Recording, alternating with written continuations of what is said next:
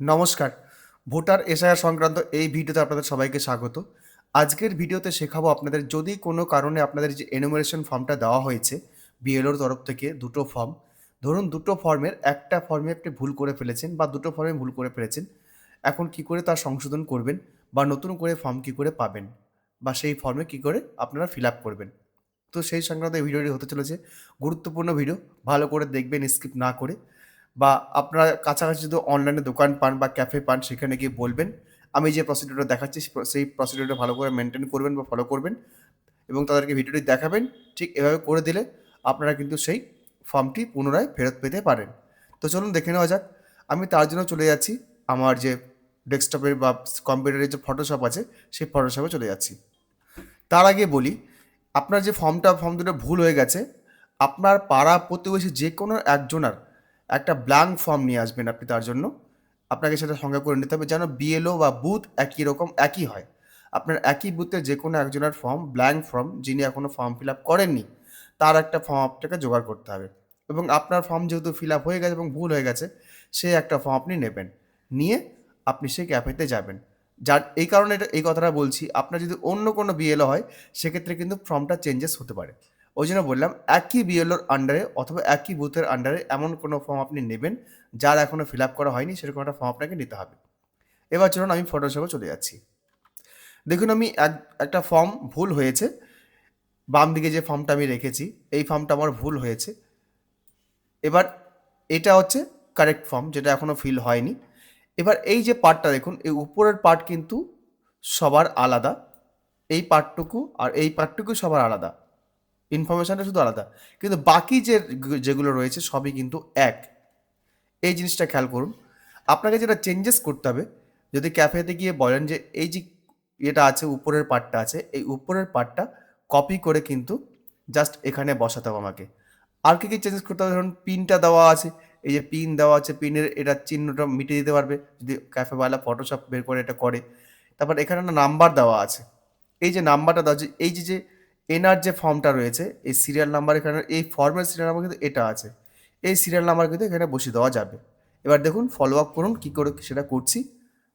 আমি প্রথমে কি করছি, এই যে ফর্মটা রয়েছে এই পার্টটা আমি কেটে নিচ্ছি।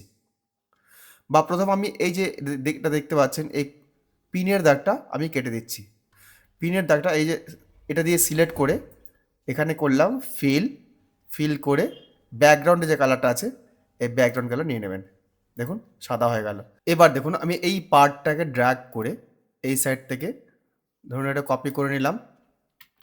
কপি করে নিয়ে এটা সিলেক্ট করে এই পেজে আসলাম। এই পেজে এসে এখানে কপি করে দিচ্ছি। এবার এটা উপরে টেনে নিয়ে যাচ্ছি আমি। দেখুন একই রকম ফর্ম হয়ে গেল।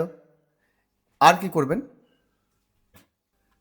এবার আর যেটা করতে হবে এই যে এখান থেকে এই নাম্বারটা আপনাকে কপি করতে হবে। এই নাম্বারটা কপি করে নিন, এখানে এসে পেস্ট করে দিন। ভালো করে ওখানে করুন এই যে নাম্বারটা আছে এখানে এই জায়গাতে বসিয়ে দিন। বসিয়ে দিলেন, হয়ে গেল। এবার এটা আপনি বড় করে নিন। বড় করে নিলেন। এর মধ্যে যে যাবতীয় যা করতে চান আপনি ধরুন এই যে একটা স্পট আছে এই স্পটটা ডিলিট করতে চান সেটা করে দিন। তার আগে এই লেয়ারটা মার্জ ভিজিবল করে দিন। মার্জ ভিজিবল করে এই ছবিটা একটু বড় করে নিন। যেখানে যেখানে এরকম স্পট আছে সেগুলো আপনারা কন্ট্রোল ডান দিকের প্লাস বাটন দেবে সেই জিনিসটা বড় করে নিতে পারেন। আপনি এটা জুম করে নেবেন। জুম করে নিয়ে যে সমস্ত জায়গাতে এই কালো স্পটগুলো আছে সেই স্পটগুলো একটু মিটিয়ে দেবেন। এই যে এই জায়গায় দেখুন এই যেখানে সিলেক্ট করে নিলাম, সিলেক্ট করে নিয়ে ফিল ব্যাকগ্রাউন্ড দেখুন ব্যাকগ্রাউন্ডে যেটা আছে চলে আসলো। এবার এরকম করে উপরে নিচে যেখানে থাকুক না কেন একটু ক্লিন করে নেবেন। ক্লিন করে নিয়ে ফর্মটা আবার জুম আউট করে নেবেন। এবার দেখুন ফর্মটা কিন্তু একদম ক্লিন হয়ে গেছে। এবার এই ফর্মটা ফাইলে লেয়ার কমপ্লিট করে দিন, লেয়ার মার্জ ভিজিবল করে নিন। তারপর ফাইলে গিয়ে সেভ অ্যাজ এখানে কোনো একটা নাম দিয়ে দিন। এখানে ফটোশপ পিডিএফ নাম দিয়ে দিন।